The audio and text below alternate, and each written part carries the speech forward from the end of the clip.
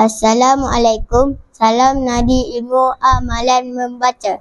Saya Nur Akram bin Wiz Ahmad Sabri, murid tahun 6 di Sekolah Kebangsaan Memang 1. Saya merupakan anak keempat daripada 5 orang adik-beradik. Bercita-cita menjadi seorang guru suatu masa nanti.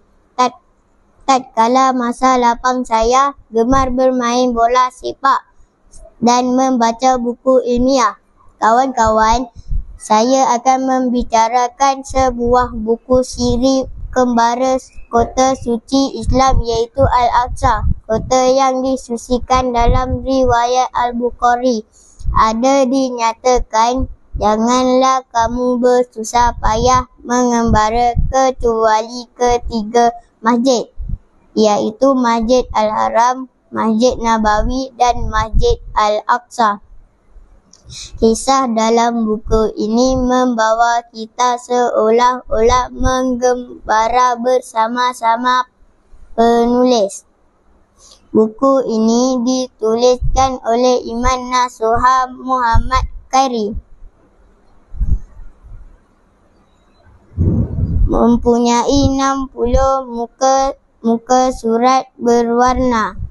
Buku ini juga menggunakan bahasa yang mudah untuk difahami.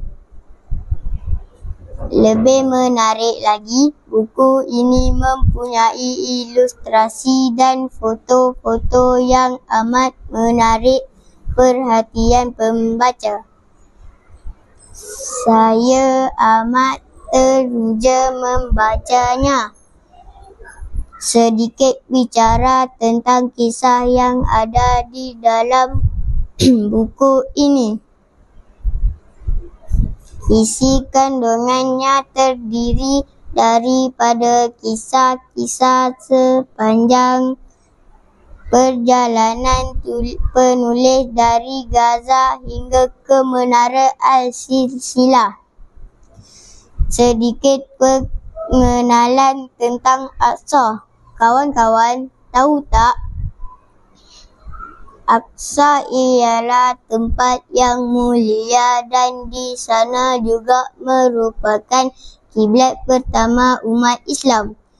Dikongsikan dalam buku ini tentang pemetaan Masjid Aqsa dan kita dapat melihat keagungan beberapa buah menara dan kubah di Aqsa.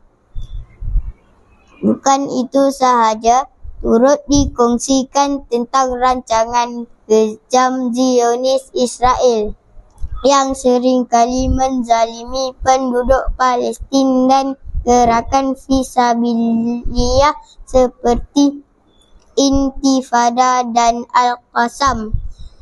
Sebagai kota suci bagi umat Islam, kompleks Al-Aqsa berserta Masjid Al-Aqsa telah dinodai oleh pemerintah Israel yang berhasrat menguasai dan menghancurkannya serta mendirikan tempat-tempat ibadah bagi kaum muslimin. Tetapi masjid tersebut merupakan simbol harga diri umat Islam di mata dunia. Sudah selayaknya kaum muslimin dari seluruh dunia membela kesuciannya dengan mempertahankan keberadaannya di muka bumi ini.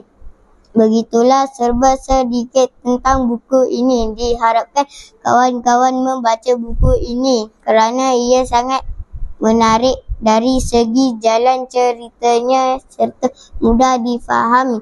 Sekian, terima kasih.